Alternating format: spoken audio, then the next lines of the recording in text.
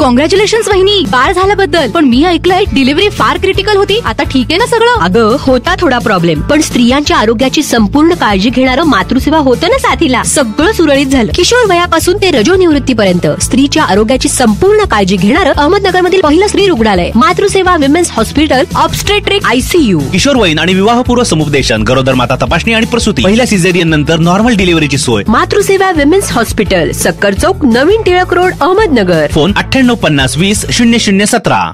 महाराष्ट्रात काही दिवसांपासून झालेल्या अतिवृष्टीमुळे महाभयंकर पूरस्थिती निर्माण झाली असून ग्रामीण भाग, शेती आणि शेतकरी उद्ध्वस्त झाले आहेत. शेतजमिनी खरडून गेल्या, गावोगावे पाण्याखाली गेले, जनावरे व गुरेढोरे मृत्युमुखी पडले. घरदार, संसारोपयोगी साहित्य तसेच मुलांचे शैक्षणिक साहित्य यांचे मोठे नुकसान झाले आहे. हाताशी आलेले पीक वाहून गेल्यामुळे शेतकऱ्यांची जगण्याची उमेद संपुष्टात आली असून येणाऱ्या काळात आत्महत्यांचा धोका निर्माण झाला आहे. या भीषण परिस्थितीत सरकारने कोणतेही निकष न लावता तिजोरी खुली करून पूरग्रस्तांना भरघोस मदत करावी. हेक्टरी किमान 1 लाख रुपयांची मदत, गुराढोरांना बाजारभावानुसार नुकसान भरपाई तसेच शेतकऱ्यांची संपूर्ण कर्जमाफी करावी, अशी मागणी संभाजी ब्रिगेडने केली आहे. आज संपूर्ण महाराष्ट्रात संभाजी ब्रिगेडच्या कार्यकर्त्यांनी शेतकरी प्रश्नावर जागरण गोंधळ आंदोलन छेडले. सरकारने पुढील 2 दिवसांत योग्य ती उपाययोजना केली नाही तर मुख्यमंत्री यांच्या वर्षा बंगल्यावर गोंधळ घालण्याचा इशारा या आंदोलनादरम्यान देण्यात आला. या ठिकाणी पूर्ण भारत अर्थव्यवस्थेचा कणा म्हणून शेतकऱ्याची ओळख आहे आणि अतिवृष्टी, पूर यामुळे शेतकऱ्याची परिस्थिती अतिशय बिकट झालेली आहे. त्या सरकारने सत्तेत येण्यापूर्वी आम्ही 7-12 कोरा करू, शेतकऱ्याची सरसकट कर्जमाफी करू असं प्रत्येक सभेमध्ये जाहीर केलं होतं.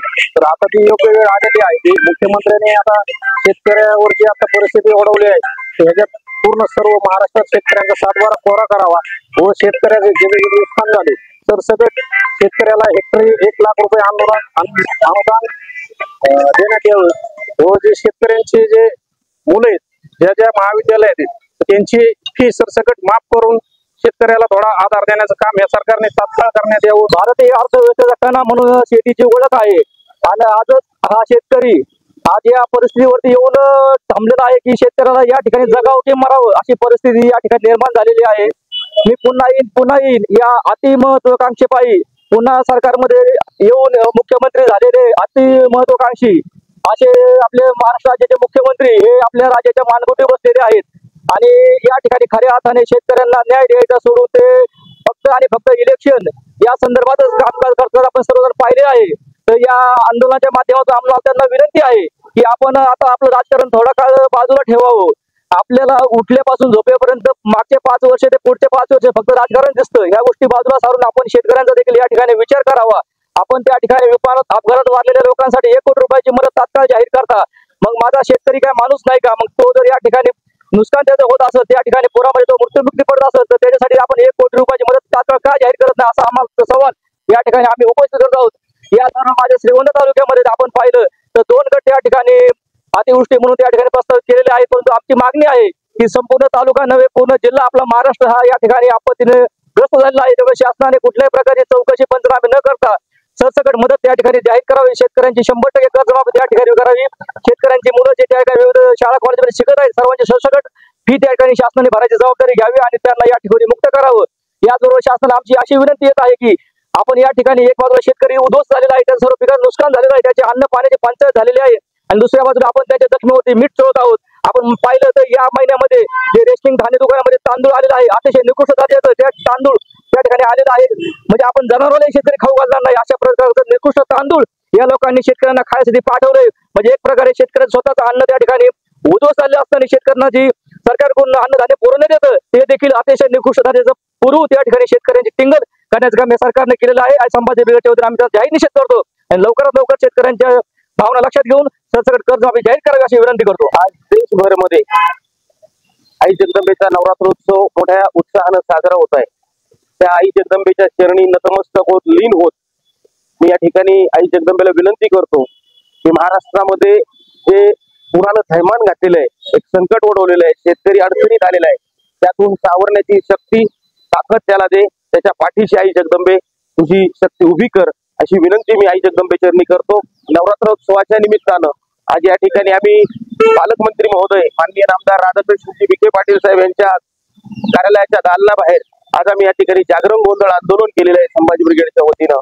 आज महाराष्ट्रामध्ये आपण जर पाहिलं तर गेल्या 10-12 मे पासून पावसाची सतत धार सुरू आहे. पावसाचा वेग वाढत वाढत गेला आणि आज महाराष्ट्रभर मध्ये एवढा प्रचंड पाऊस झालेला आहे की या पावसामुळे प्रचंड मोठ्या प्रमाणात पूर आला. या पुरामध्ये हजारो एकर शेती ही जमिनीतील माती सगळं शेती वाहून गेलेली आहे. पिकं उद्ध्वस्त झालेली आहेत. अनेक मोठ्या प्रमाणामध्ये जनावरं गुरढोरं हे वाहून गेले, मृत्युमुखी पडलेले आहेत. अनेक शेतकरी किंवा या ठिकाणी नागरिक सुद्धा या पुराच्या थैमानामध्ये बळी गेलेले आहेत. मोठ्या प्रमाणात आर्थिक आणि प्रचंड मोठ्या प्रमाणातली हानी शेतकऱ्यांची झालेली आहे. शेतकरी अत्यंत अडचणीत आहे आणि अशा परिस्थितीमध्ये महाराष्ट्र शासन अजूनही भेटी देणं, पंचनामे करणं अशा प्रकारचं कृत्य करत आहे. हे दुर्दैव आहे महाराष्ट्राचं. या महाराष्ट्राची मदतीची महान परंपरा आहे. देशामध्ये जगामध्ये संकट आलं त्यावेळी महाराष्ट्र मोठ्या ताकदीने उभा राहिला. परंतु आज महाराष्ट्रच अडचणीत असताना महाराष्ट्राचे पालक असलेले मुख्यमंत्री महोदय सरकार मात्र या बाबतीत अतिशय संयमानं शांतपणे काम करते. हे दुर्दैव आहे महाराष्ट्राचं. आज खरं म्हणजे मोठ्या प्रमाणामध्ये गरज होती ती जनतेला मदत देण्याची, धीर देण्याचा, परंतु यामध्ये महाराष्ट्र सरकार कुचकामी ठरलंय आणि म्हणून महाराष्ट्र सरकारला जाग आणण्यासाठी आम्ही या ठिकाणी आज फक्त जागरण गोंधळ आंदोलन केलेलं आहे. आमची या ठिकाणी मागणी आहे, महाराष्ट्रामध्ये शेती वाहून गेलेली आहे, महाराष्ट्रामध्ये पिकं उद्ध्वस्त झालेली आहेत, म्हणून शेतकऱ्याला कुठलेही पंचनामे न करता सरसगट हेक्टरी 1 लाख रुपयाची मदत तात्काळ शासनाने जाहीर करून 8 दिवसात सरकारनं शेतकऱ्यांच्या खात्यामध्ये ही रक्कम जमा करावी. महाराष्ट्रामध्ये तात्काळ ओला दुष्काळ जाहीर करून त्या अनुषंगानं सगळ्या सवलती लागू कराव्यात आणि कर्जमाफीबद्दल सातत्यानं हे मुख्यमंत्री उपमुख्यमंत्री सातत्यानं म्हणतात की आम्ही कर्जमाफी करणार आहोत, योग्य वेळ आल्यावर करू, परंतु यापेक्षा योग्य वेळ वेगळी कुठली असू शकत नाही. आज शेतकऱ्याला धीर देण्याची गरज आहे. म्हणून सरसगट महाराष्ट्रातील शेतकऱ्यांची कर्जमाफी करावी या मागण्यांच्या अनुषंगानं, त्याचबरोबर ज्या व्यक्तींचा जनतेतील ज्या लोकांचा मृत्यू या पुरामुळे झालेला आहे, त्याचबरोबर जी गुरढोरं या पुरामध्ये मृत्युमुखी पडलेली आहेत, जनावरं मृत्युमुखी पडलेले आहेत, त्या जनावरांच्या बाजारभावाप्रमाणे त्यांना आणि जी लोक या ठिकाणी पुरामध्ये मृत्युमुखी पडलेले आहेत त्यांना मोठ्या प्रमाणात मदत द्यावी.